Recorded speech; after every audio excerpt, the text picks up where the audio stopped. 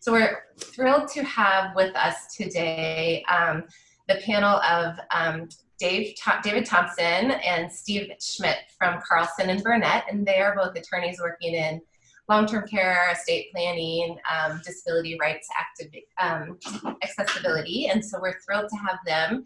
And then also Stephanie, and she is a consultant with Simplified Solutions, who will give us a little bit of information about what our different benefit packages and products that are available for our consumers and clients.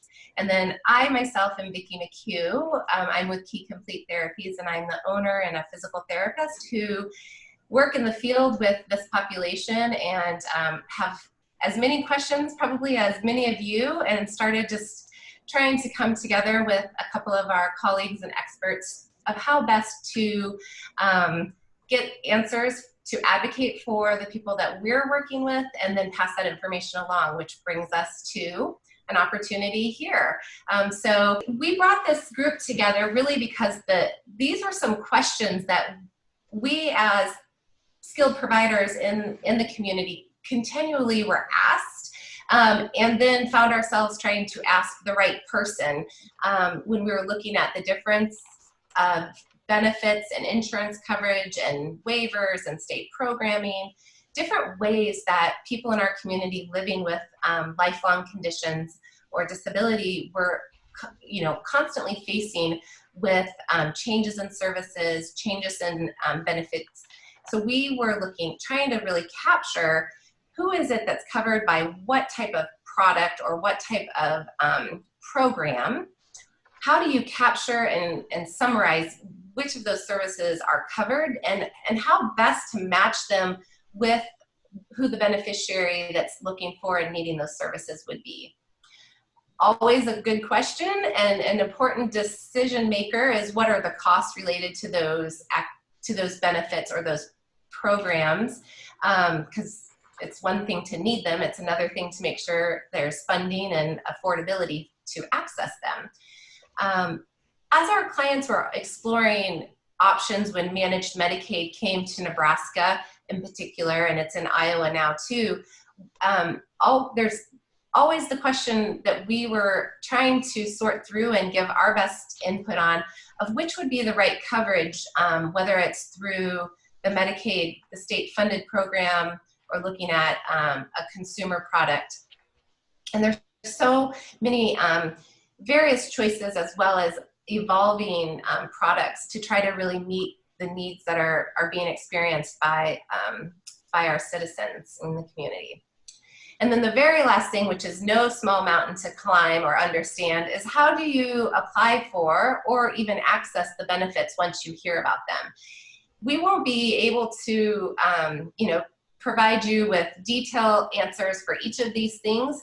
We're really hoping to use this as an area to start the conversation and inform an opportunity for future presentations, and finding out really where with our content knowledge and our access to navigating the resources, how best to support you as caregivers or family members or other community partners in helping our interested clients and community members navigate this crazy map. So I was just going to take an opportunity to kind of create really quick little buckets, and the rest of the panel will explain a little bit more in detail as you start to kind of question it. I just wanted to create the landscape. So if we look at major themes or major options within health, medical insurance, and ancillary coverages under waiver programs, the main insurance products are going to be categorized into a Medicare product, a Medicaid product, or then some other options that we'll look at on the next slide. But I wanted to just sort of very simply categorize these. So if we're looking at Medicare, Medicaid, and then the special needs benefit, or the, all of a sudden I'm losing my, this is where the next slide would be handy, Steve. the replacement policy options. Thank you very much. Back. You're wonderful. Thank you. All of these products, which are considered medical or health insurance, when we're looking at therapy-based services or other access to the services in ancillary support of their medical needs, all of them do need to be considered skilled services and need to be medically based, determined to be medically necessary. Under Medicare, there is not a prior authorization process for traditional Medicare services. They do allow for maintenance therapy to be permitted as long as delivered by a skilled therapist. And there is an annual cap. Right now, that annual cap in 2020 is $2,080, and that's for PT and speech combined, and then OT has a separate $2,080. That falls under the Part B benefit, and Stephanie's going to illuminate that a little bit more, talking about A versus B, and then the replacement options. So I'm going to just kind of create that starting point. In contrast, if we're looking at Medicaid, as I mentioned, Nebraska and Iowa both have brought managed Medicaid into the state as far as the state-funded program for health insurance. They do still require that all skilled services are medically necessary. One of the changes that has happened in the year of 2019 is that all skilled therapy services do require prior authorization. This was one of the big catalysts to creating many more questions from our clients that really have demanded some additional attention and information seeking. Also, under the Medicaid benefit in Nebraska, if there's an adult that's covered under under Medicaid, their outpatient therapy visits are limited to 60 per calendar year, and that is inclusive of all three disciplines. So PT, OT, and speech would all be a combination of a total of 60 visits. And so we found that under the Medicaid services that we continually see clients that are living with chronic conditions having that limitation placed on their accessibility to services. As we look at the replacement policy, spoiler alert, and special needs options, skilled services are still covered under these options, and they do need to still be medically necessary. This is where some of those variables come into place, and really having a good consultant to help you explore and identify what your best options based on your individual needs is critical. Some of the replacement policies require prior authorizations, others do not. Many of them do have annual visit limits for combined services. And then one of the big determining factors might be whether or not there's a copay or how out-of-pocket costs are managed for the services that are accessed through the year. When we look at what services are covered under any of the medical or health insurance benefits, when I talk about medically necessary, the services need to be delivered, that the services that are delivered must be reasonable and necessary to be able to support the client's condition, and do require the skilled service of either a nurse or a therapist. That's to ensure that those services are receiving funding or payment. When we look at what makes it reasonable, necessary, or medically necessary, we're looking at the intention or expectation that it would restore or improve function of the individual. That again, it needs to be performed by a skilled provider. And then with relationship to the maintenance services, and this would be under Part A or Part B of the benefit under Medicare specifically, but you are able to have services in order to prevent decline. And that comes into a different category that's labeled as maintenance, but that is something that Medicare does allow for.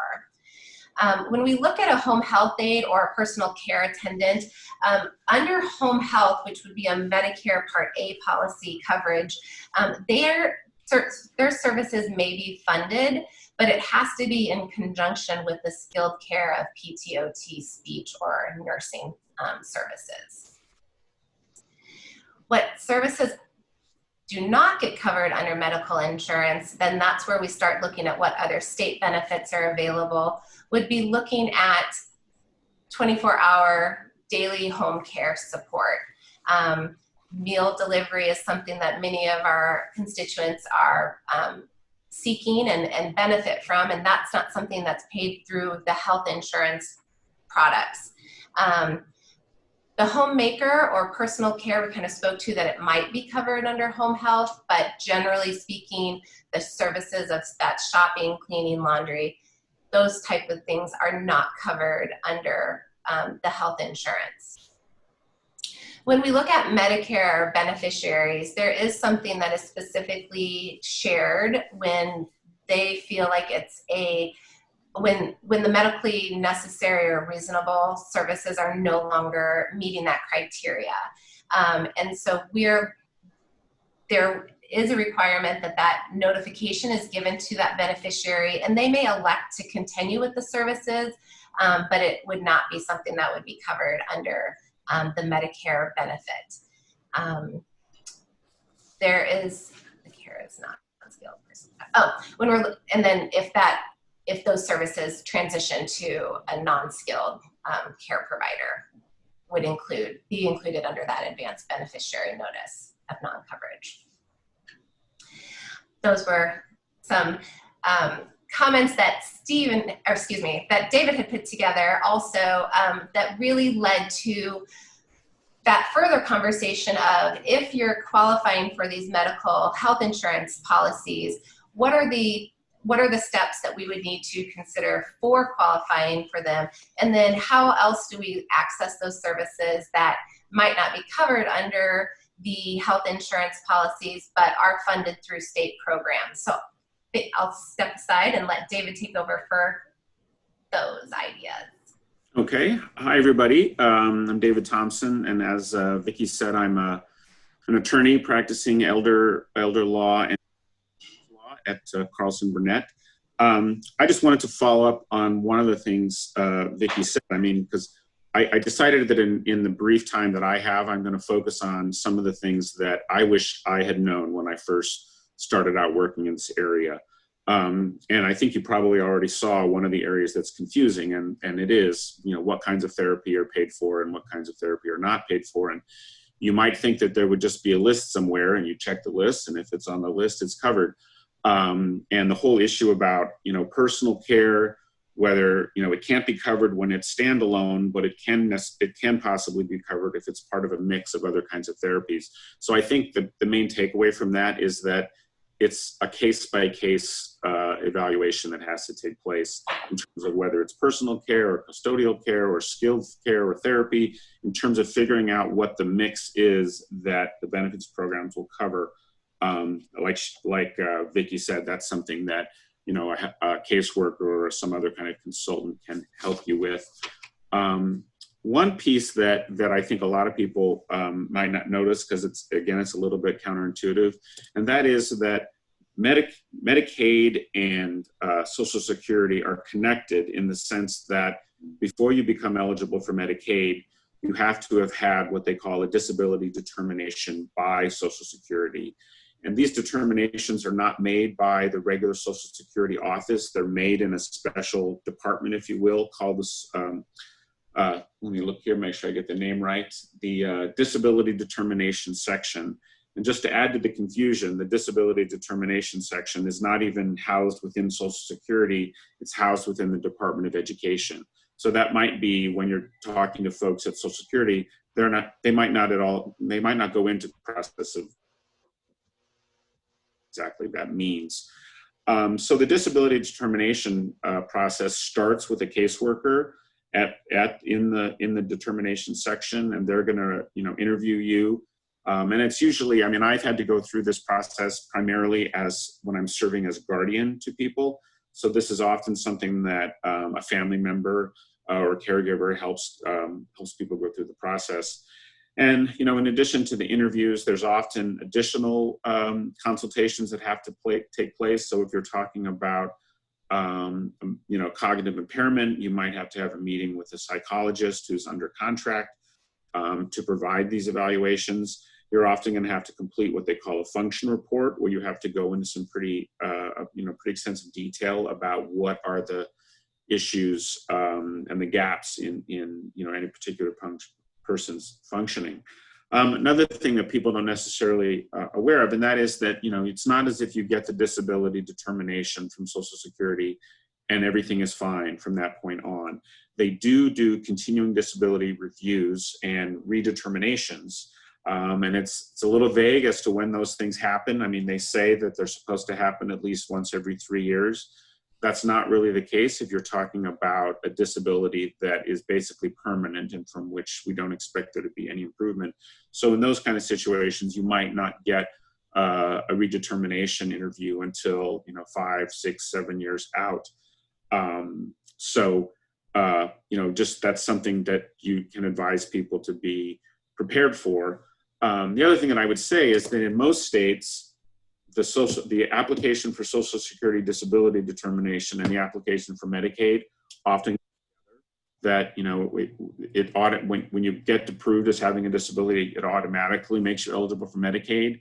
Nebraska is one of only 7 states that requires 2 separate applications. So there's the application for the disability determination, and then there's the application for Medicaid benefits. So just keep that in mind, that those are 2 separate things, at least here in Nebraska. So as I said, the disability determination is the sort of starting point, whether you're talking about, supplemental security income, or Social Security disability insurance. And so, another piece of that that's counterintuitive is you would think that qualifying for, either Medicaid or Medicare, that the benefits would start, being paid from the very beginning. That's not true in the case of Medicare. You don't become eligible for benefits under Medicare until you've until 25 months after the disability determination. And that's something that happens automatically. You're going to receive in the mail, if you're an adult with a disability, you're going to receive your Medicare card about 3 months before you reach the end of that 24-month waiting period. So you get the card in the mail. It's going to tell you that you're going to be automatically enrolled in Medicare after that 24-month waiting period. And again, there's sometimes annual reviews that come along. A lot of it is sort of up to the different caseworkers. And then another thing that I think it's helpful to know about is this whole concept of waivers. And there's actually 2 different sets of waivers that are applicable here. One is called the home and community-based waiver for the aged and disabled, and the other is a developmental disabilities waiver. We're going to focus on the first piece of it because that's something that comes up more frequently with the kind of clients that I think most of us are dealing with. And again, this term waiver is kind of counterintuitive, and basically what's being waived is that normally when it comes to paying facility expenses, Medicaid focuses on nursing homes. It doesn't usually cover assisted living. That is completely different if you qualify for what they call waiver services. And basically, in order to qualify for waiver services, it has to be clear that with a certain amount of extra support, you don't necessarily need to be in a nursing home. You can function in an assisted living type environment. So obviously that results in lots of savings in terms of you not having to, have someone go into a nursing home. So in terms of determining what those extra services are, there's all kinds of different things. There's what they call personal assistance services to help out with some of those community, with some of those personal care needs. There's transportation issues that come up. There's often employment training for people with disabilities who are still capable of working. And so I think in terms of the waiver services, that's one thing to recognize, is that has its own sort of organizational structure. In Omaha, the Medicaid waiver program is managed by an organization called the League of Human Dignity. Down in Lincoln, waiver services are generally managed through an organization called Aging Partners. And I'm mentioning that because when it comes to waiver services, you're often going to develop a pretty close relationship with the caseworker in terms of understanding what kinds of Medicaid waiver services there are that are out there. So again, you have the situation where things are kind of worked out on a case-by-case basis. And it's the mix is different from case to case. So I think we pretty much covered that, what it takes to qualify for waiver services.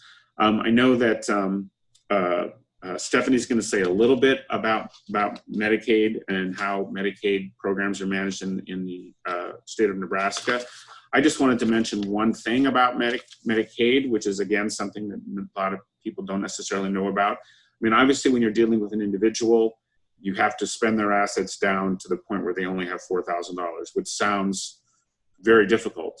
But the landscape is quite different if you're dealing with couples, because there's this program, which is called the Spousal Impoverishment Program, which allows, for one spouse to go into a facility, but for the other spouse who's still healthy to stay at home. And in cases like that, where you're dealing with two spouses, we don't want all the money to be spent taking care of the first spouse. So under spousal impoverishment, the second spouse, the spouse who stays at home, can maintain a much higher level of assets. As a matter of fact, they get to keep up right now, the 2020 requirements are, you get to keep up to $128,000 of assets. So that obviously puts you in a whole different category. Definitely when it comes to spousal impoverishment, it's generally helpful to have some advice coming from somebody other than Medicaid. And the main reason for that is that Medicaid is not under any obligation to explain these programs to you. They kind of expect you to work it out on your own. So with that, I'm going to hand it over to Stephanie, and she's going to go into a little more detail about the different kinds of policies. So I also wanted to say that I actually have to duck out a little bit early because I have a 1:30 meeting. We're going to share contact information. We're going to think about future presentations.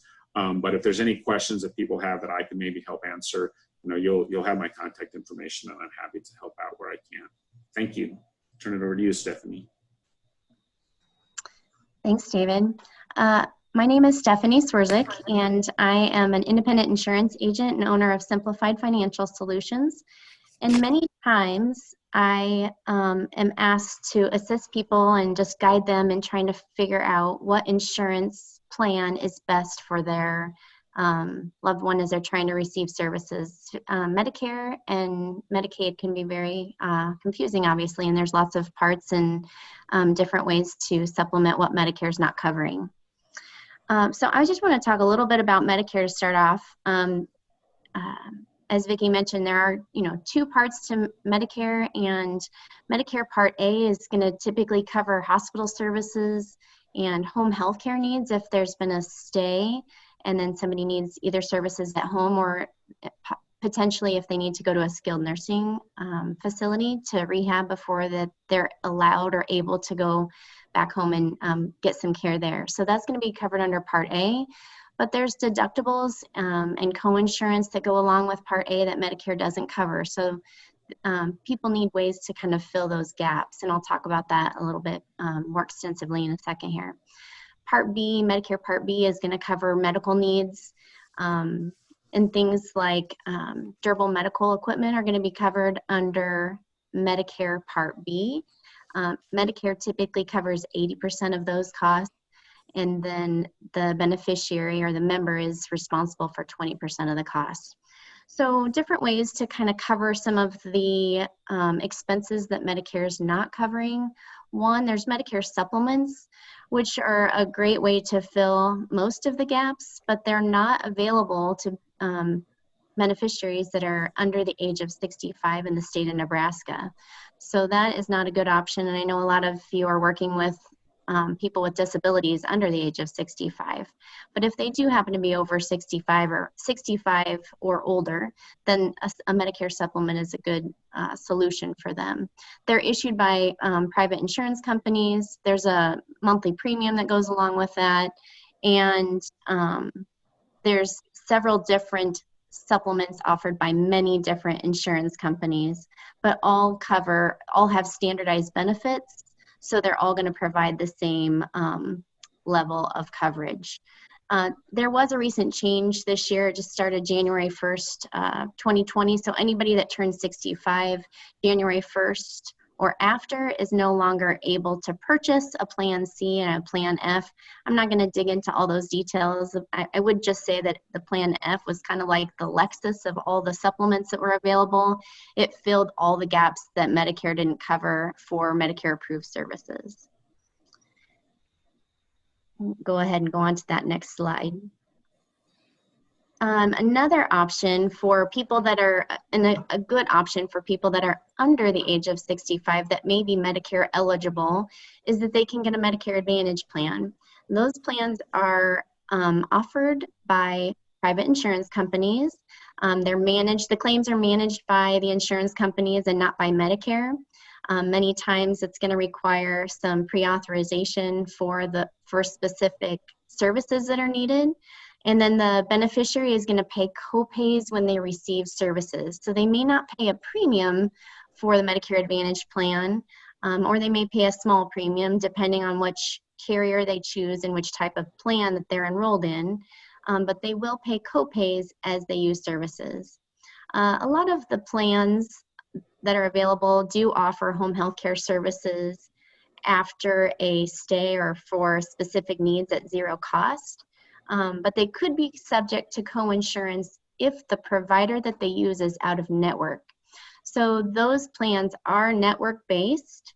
They're HMO or a PPO. And so if they have an HMO plan and they use a provider that is outside of the network, they could either potentially have to pay the full bill or a higher co-insurance for those services. A PPO plan does give a little more flexibility in being able to choose providers that are outside of the network, but again, at a higher cost to the member. There is a change coming in 2021. Previously, anybody with end-stage renal disease was most of the time declined for eligibility for Medicare Advantage plan, but that is changing January 1st of 2021, and they will be allowed to enroll in a Medicare Advantage plan, giving them a few more options. As part of Medicare Advantage plans, there are also some special needs plans, and many of you have probably had some experience with it, with anybody that's eligible for both Medicare and Medicaid. So Medicare because they've maybe potentially been disabled for 2 years and qualify for Medicare. Medicaid eligibility obviously is based on financial and asset resources, but if they qualify for both of those programs, then they could potentially get a special needs plan that provides them some additional benefits at no additional cost to them. So some examples of some additional benefits they may qualify for is transportation. They could get some additional dental, vision, hearing benefits, some over-the-counter supplies that they may usually have to pay for out of pocket. There's gym memberships and just some other different extras that they would also be eligible for simply from being eligible for Medicare and Medicaid. There's also chronic condition plans, so people that have disabling chronic conditions may qualify for a plan with some additional services. And then institutional plans, so if somebody's institutionalized, their plans for those in that situation as well. If a Medicare Advantage plan, and I think the other thing I was going to cover before I move on to eligibility is if they're eligible for Medicare and then also eligible, or if they're not eligible for a Medicare supplement and they choose not to enroll in a Medicare Advantage plan, sometimes what's supplementing Medicare is just Medicaid. And so they don't necessarily have to enroll in a dual eligible Medicare Advantage plan. They could just use Medicaid to fill the gaps that Medicare is not covering. And so sometimes that's an option people choose. Eligibility and enrollment, I think that David talked a little bit about this too, but just strictly for Medicare, to be eligible for Medicare, you either have to be over age 65, experienced a disability, and you've been certified disabled by Social Security Administration, and you've been disabled for 24 months.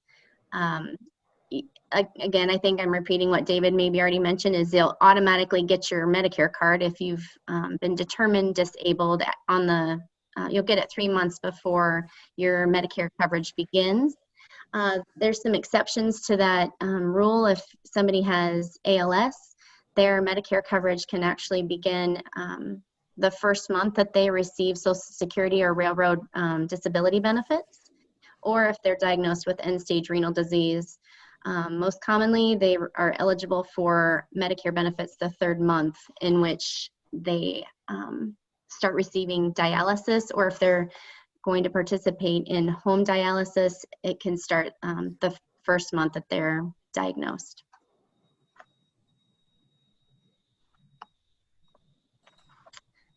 And let's see. If somebody, and I think that this was kind of a common question and a theme that was brought up, it's like if you have 2 people that are eligible or that need the same services, are in the same place, why would one person have Medicare and the other person not have Medicare? I think what we've determined a lot of times, it's just because they just don't have the knowledge that they could potentially be eligible for Medicare benefits. So if they haven't yet enrolled in Medicare, there is the potential that they could enroll during Medicare's general enrollment period. That period is January 1st through March 31st. Their Medicare coverage is delayed. It doesn't start immediately once they submit an application to Social Security Administration. That coverage could start as soon as July 1st of that year.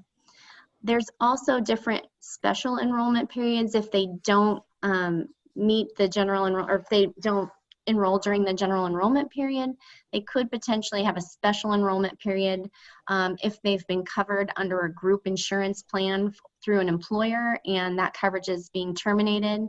They could enroll in the middle of the year to Medicare.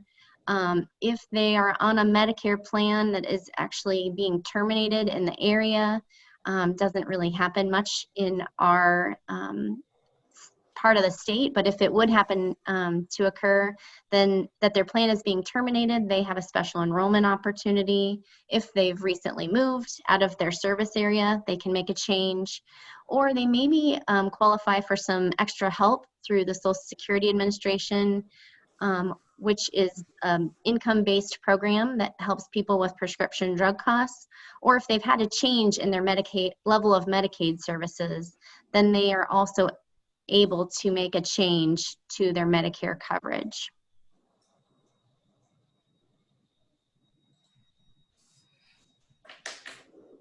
And then finally, just kind of talk a little bit about Medicaid. And it's probably no surprise to most people, but Medicaid went to a managed care approach. And so Heritage Health is the administrator of the managed care plan. There are 3 different managed care organizations that provide Medicaid services. There's United Healthcare, Nebraska Total Care, and WellCare. That each individual is assigned one of the 3 managed care organizations to administer their claims. And they can make a change to those plans if they don't like the organization that's managing their claims. They can make a change to that provider once a year between November 1st and December 15th.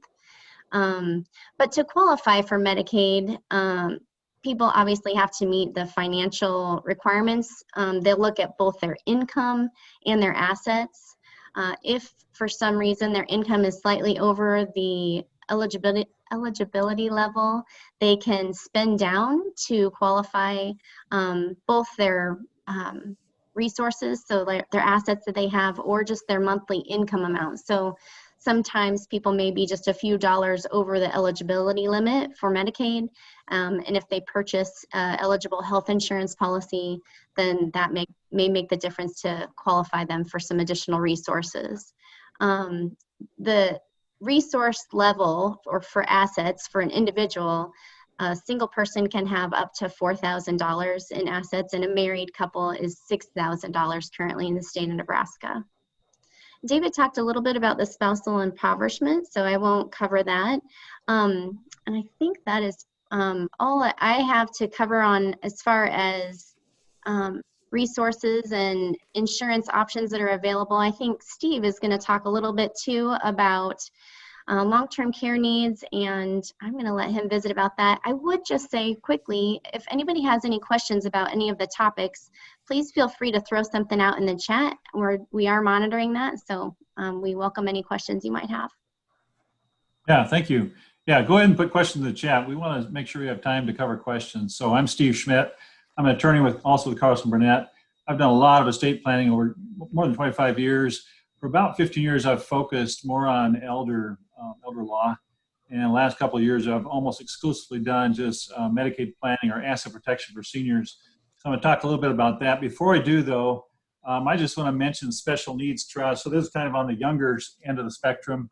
If you have parents of a child that's special needs and is either on some type of government assistance now or at some point is very likely to be on there, we want to make sure that the estate planning for mom and dad or estate planning for somebody else is done in a way that it doesn't just kind of mess up their benefits down the road. So there's something called, you've probably heard of a special needs trust. So there's first party trust. If I set up my own, I have certain limitations on what I can do. But if somebody else sets up a special needs trust for me, like my parents, my grandparents, something like that, there's a lot of options we have, a lot of flexibility we have to make sure that the child's being taken care of in the best way possible and still has a lot of flexibility there. It's not a good idea to give a child on Medicare or some type of government assistance $50,000 or even $500,000. It can really kind of mess up where they're at financially. It's not a good idea to give to a sibling and say, oh, the sibling will take care of them. So we like to make sure it's inside of a trust that's set up for that. So let me go back to Medicaid planning. So this is almost always for individuals that are over 65 and older. Once in a while, we have some that are younger than that just have some long-term care needs, some type of disease or something where they're going to need some type of assistance for a long period of time. So once in a while, get into a young individual. So how do you pay for long-term care? Again, this is maybe pretty straightforward, but a lot of times it's life-saving. That can be a huge deal for most people. A few people have long-term care insurance, and we see a few good policies out there. A lot of people don't. Veteran benefits. So if it's a veteran, we want to look at that specifically because there is a specific program, aid and attendance, that can come into play in certain situations and be really effective. So that's some of the ways to pay for long-term care costs. So planning strategies, all sorts of things. Again, long-term care insurance, if you have somebody young enough to look at that, it's a great tool to, we have big supporters of that. Spend out of assets, there's different ways to do that. Fix up the house, buy prepaid funerals, all sorts of things you can possibly do to spend down some assets. Once in a while, we use caregiver agreements where one of the kids or somebody's taking care of mom and dad. Irrevocable trusts, we do a lot with irrevocable trusts in different situations. So that's a good tool to keep in mind if we're trying to protect some assets. And annuities, gotta be very careful how we do that. But a lot of times we're using annuities too to private pay for some long-term care until we actually qualify for Medicaid. And again, mentioned like the aid and attendance down there and a couple other things. So there's a how you spend down assets. Again, I mentioned before, paying off mortgage or car loans or doing some repairs, buying a new vehicle. There is no limit on the kind of vehicle you can have, and that can be exempt. So again, different ways to spend some assets. So we have to be really careful about giving away assets. There's a 5-year look back that Medicaid has. VA only has a 3-year look back, but Medicaid has a 5-year look back. So if there's any assets are given away to kids as a gift, that can cause a problem with the Medicaid application process. So we have to be careful how we do that. And we always tell people don't start making large gifts until you sit down and talk with somebody who works in this area to make sure it's going to be the most efficient way and it's not going to really mess things up. But there's a penalty period. So a lot of times we do make a gift like to a trust, and we may have a penalty period for a year or 2 years. And after that, then the client can get on Medicaid. So if we do it in a way that's done efficiently and done correctly, we can use those rules to get on Medicaid a lot quicker than the 5 years. Again, irrevocable trusts, we use those quite a bit, both for VA and also for Medicaid benefits. And the trust can hold that money indefinitely. A lot of times one of the kids is going to be the trustee of that, and the kids are going to be the beneficiaries, but we can hold it there as long as mom and dad are alive to make sure that if we need to have money for something, that we can have a way to get that to them. We have to look at tax issues in that. There are some tax issues with income taxes and sometimes with inheritance taxes that we have to kind of talk through and make sure that we're doing correctly.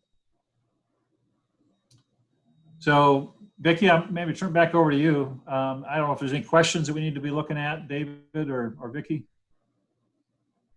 Yeah, there actually looks like there's a question about Medicaid expansion, and I didn't know, David or Steve, if either of you want to look at that while I kind of talk about maybe the next steps of navigation and can address the first question about DME.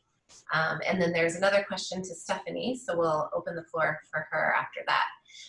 We were just hoping that this information can kind of, again, start some questions and give you some direction of where to be tapping into resources to help navigate it, because it's definitely there are some options out there, and our hopes are that collaborating with you as advocates or with you as an individual to navigate that will be the most helpful. But never know really where to start. So as far as that determination of disability, as we spoke about, that's administered through the League of Human Dignity here in Omaha, and different locations in the state have different moderators for that, or management companies for that, but utilizing legal counsel or attorney to help navigate that is a good first step, because it, as David mentioned, they're not under any obligation to help you understand what the options and what the implications are for that. Utilizing insurance representatives or brokers to explore what elective insurance options or replacement programs or those additional dual eligibility products that might be out there to support the individual in having the most appropriate services with the most affordable solutions in place. And then utilizing your caseworker if there is already a disability determination, service coordinator if they're assigned, education about how to work through what the limitations are for any of your skilled therapy services, would all be sort of that direct contact to those people that you have those established relationships with. I was going to field that first question about DME, unless David, are you able to do the Medicaid expansion? I want to make sure you have time if that's going to be you. I would just say that that's a great question. I mean, my understanding is that Medicaid expansion is going to bring about 80,000 people onto the Medicaid rolls. I don't actually know specifically about how that will affect the home and community-based waiver services. My guess is that it will end up creating a waiting list that's probably a little longer than most would like to deal with. But that's an interesting question, and I'll definitely look into that. Stephanie can maybe jump in on that one, though. Well, I would just add to that the Medicaid expansion is really going to help fill the gap for the people, or fill services for people that kind of fell in the gap. And so the people that were previously eligible for Medicaid benefits was either the age disabled, pregnant women, children under the age of 18 or 18 and under. And so this new Medicaid expansion is really to provide services for people between 19 and 64 that are at 138% of the federal poverty level, and just providing them some level of health insurance and some prescription benefits. So previously they had communicated that it shouldn't really affect how people currently receiving Medicaid benefits are receiving services. So I would also say, though, it's still a great idea to review the Medicaid limits, because they change every year. And if they are spending down too much, look for maybe a different solution or ways that that can be adjusted. I caution people on adjusting things too much, though, because every once in a while, Social Security will increase the They'll give them a cost of living increase each year, and so their income may raise a little bit, and if it's a few dollars over, they may lose their Medicaid benefits just for a few dollars. So I guess that would be, but it is a very good question, and time will tell, because the Medicaid expansion, people that are receiving those services, is set to start October 1st. And then I do see that Nia had, and I hope I said your name right, I apologize if I didn't, had a question about, she's been told by Social Security they can only have $2,000 maximum at any one time in their account. The states are able to set limits above what the Social Security limits are for Medicaid benefits. And so, again, the state sets these limits each year. They reset what the limits are. And so currently, the limits anyway that I've been given are $4,000 for an individual, and a couple is $6,000. So it could just be that the state's limit is a little bit higher than the Social Security limit. Thank you. The first question that was submitted by someone that didn't attend, so hopefully it's a valuable piece of information for our participants still, but looking at DME coverage, as you guys hopefully saw the question, but DME coverage under when Medicare is the primary insurance, that they are not able to accept a Medicare, work with a patient or a client who's receiving Medicare insurance. And we work closely with many of the durable medical equipment suppliers here in the metro area and provide consultation and evaluation for mobility equipment and other durable medical equipment. I will say that we are successful in getting those funded with some asterisks. So the biggest things that influence that is they do still need to be under medical necessity to qualify for any of those pieces of equipment. And in recent years, there have been substantial changes that have influenced and made the criteria more strict or more stringent about what exactly Medicare is identifying as qualifying under medical necessity for walkers or wheelchairs and higher level wheelchairs and beds in particular. When it comes to bathroom equipment, such as assistance with accessibility to toileting or bathing, that is something that Medicare does not cover. And so those would be things that we would look at either accessing through a supplemental or a secondary insurance if it is covered under Medicaid, because oftentimes those products are covered under Medicaid or even under the waiver program. So that's where having those additional resources, alternative resources to support the client in their home would be super valuable.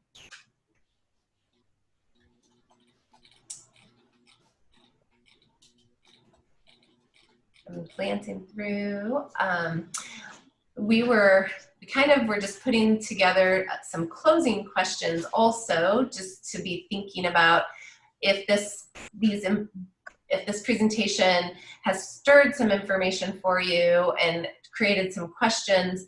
These were some of the things that we were thinking there would be some takeaways that might be supportive for you to reach out to one of our panel members or a relationship that you have to help ask some of these questions and look into those solutions a little bit more clearly.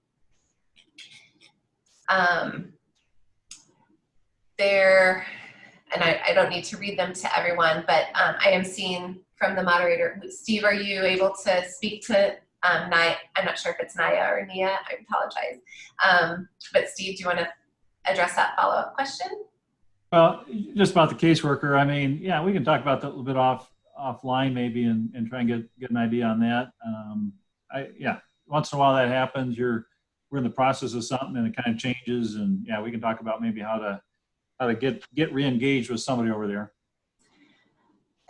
I think maybe to have a little bit more, if I can, dialogue about that sometimes it's hard also to know if the caseworker is someone through some of the insurance products under the managed Medicaid specifically do have caseworkers that are assigned to the members. And so that's somebody within the insurance management company, Nebraska Total Care, WellCare, or United Healthcare Medicaid, the community plan. So that, in general, if you think you had a caseworker or used to have one and aren't sure if you're feeling like you need help navigating the benefits, many of those managed Medicaid products do have, or all three of them, I shouldn't say many, all three of them do have designated caseworkers that can be assigned to each member to help navigate some of the accessibility within their programming.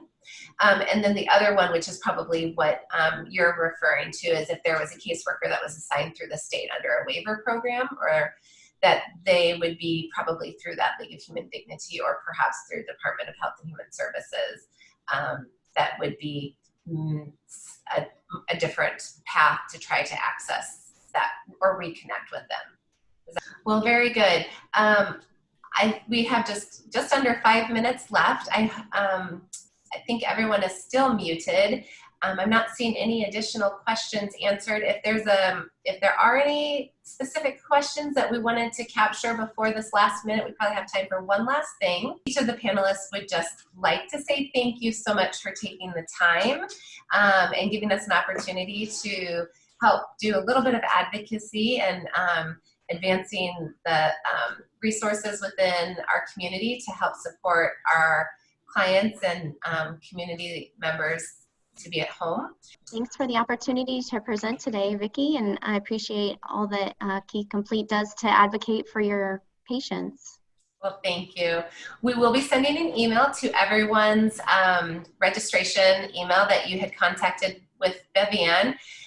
We are going to be welcoming additional topics that we would love to continue the conversation, and we really sort of envision the opportunity to drill down to a little bit more specifics and maybe more pragmatic answers than sort of this overview for future ideas. So we will welcome any additional feedback in that regard as well. I thank each of you for taking the time this afternoon, and hope everyone has a good rest of your day.